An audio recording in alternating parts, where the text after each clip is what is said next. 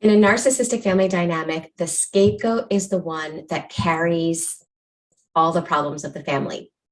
They're the one that is blamed for all of the problems. They're the one that is made to look and probably feel emotionally unstable and emotionally unwell or sick or crazy because of the dynamics they're undergoing. I remember my first year of learning about narcissistic abuse, I compared it to Munchausen by proxy, where a parent makes their child physically sick and then is the savior and gets a lot of attention for what they themselves are creating. Well, in the narcissistic family, the malignant narcissist does that with the scapegoat on an emotional level.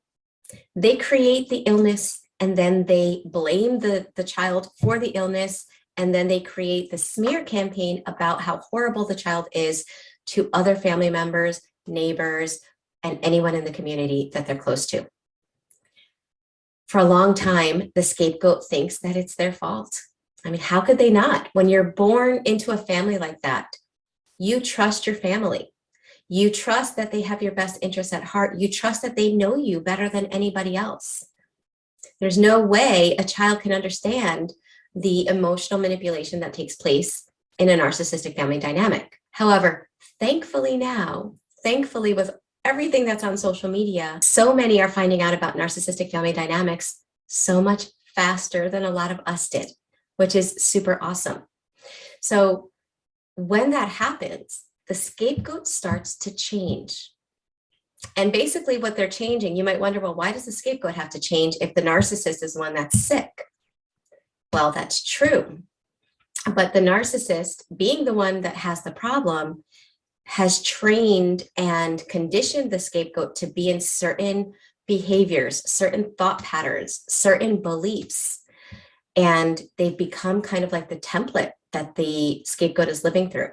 Okay, they're kind of stuck and molded into their role, and they're carrying out their role because that's what they were trained to do until they learn. And then they start changing. So I want to talk about one of three things that happens when the scapegoat starts changing. And I want to talk about it, not just the changes with the narcissist, but with the other members of the family as well. Okay, so let's pretend that the scapegoat is now an adult child of a malignant narcissist and a codependent parent. Okay, but they have close relations with the family. It's very likely that, let's say this scapegoat has a sibling, and let's say that sibling was the golden child.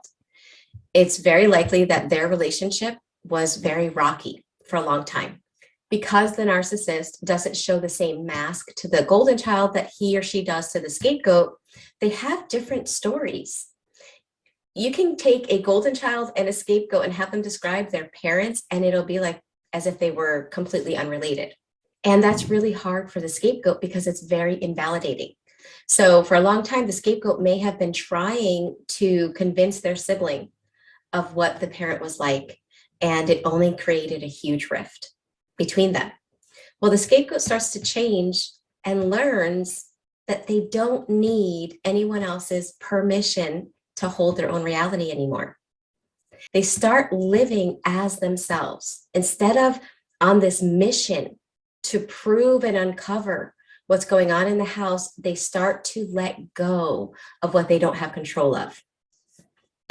And they start developing boundaries and healthier behaviors because they're learning how to break out of that mold, right? So as they're doing this, what happens in the family?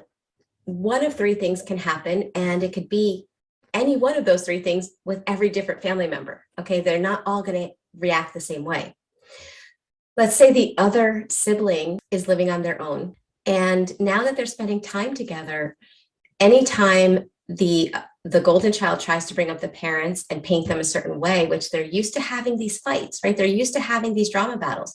So the golden child is going to bring them up because that's what they do.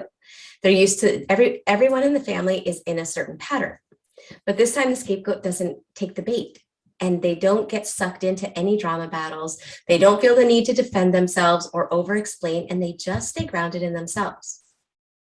Well, if that golden child is not a full-blown narcissist and maybe has narcissistic fleas. But again, I really want to specify, if this sibling, even if he was the golden child, if he's not the narcissist, he can, or she can, notice the change in the sibling. And as their relationship, and as they continue spending time together and the scapegoat has changed their behaviors, this can cause the golden child to actually have the veil lifted off their eyes. Okay. And that golden child can change. Now, I know some of you are like, Michele, no, the golden child isn't going to change. It's never, ever going to happen. I'm not saying that every golden child will. Remember, there's one of three things can happen. This is the first scenario. This is a possible scenario. I have seen it happen. Okay. Once you break out of the role that the narcissist had you in, and you start living as who you really are, people start seeing you as who you really are. Anyone that's slightly healthy is going to have a change for the better in the relationship with you. Okay, so that's one thing that can happen. The second thing that can happen is you begin to change, and everyone in the family, or some members of the family, I should say some, because yeah, let's just leave it at that. Let's say a different member. Let's say it's the, I don't know, the parent, one of the parents. You're changing. You're no longer dropping your life for them. You're no longer pulling yourself inside out trying to please them. You're no longer sacrificing your passions, your needs, your desires. You're living your life as you. Well, that can really be a threat to the narcissist, because if you get better, then that means that they're the problem. And then that means that they have no garbage pail to put their illness in. And that puts them in a very uncomfortable position. So in this case, a narcissist or somebody really toxic or high on the scale can actually get worse. So you're changing for the better, they're getting worse. It will get to the point where one, the other, or both just decide that they can't be around each other anymore. Or depending on the relationship, some people may have limited contact with healthy boundaries in place. Okay, but that close enmeshment is over, and the toxic person doesn't like it. So there's a division, there's a separation. The third thing that can happen is that you get healthy, right? And you have healthy relationship patterns now in your life. The narcissist doesn't change at all, but their behaviors have no control or power over you. So this might be in situations where you have to be around certain people. Maybe it's family members that you see once or twice a year, and you don't want to stop seeing all your family members, but there's that one or two that are there that are high on the scale. Well, you're able to go because those people will still stay them, but you are now you, and their behaviors don't touch you. They no longer throw you into emotional flashbacks. They no longer throw you into anxiety or depression. They have no power over you. Those are the three things that can happen as you start healing, as you start growing, and as you start breaking out of the mold that they forced you to be in. But I'm going to be honest, knowing that doesn't necessarily give you the strength to change or to continue to break out of that mold. In fact, sometimes knowing that one of those three things is a possibility can keep you from wanting to change. And if this isn't making sense, this is what we're talking about actually today in a few hours in the School of Transformation. We're going to go over what happens when we learn this. What are the roadblocks that keep a person from wanting to change, even though they know that one of these three things is a possibility? And we're also going to talk about what we need to do so that we can continue to move forward, even though it can be challenging, because sometimes it means loss of certain relationships. We're also going to talk about what's needed, what mindsets and what beliefs are needed so that you can continue to change and move forward, even though it can seem like the consequences or the results appear negative.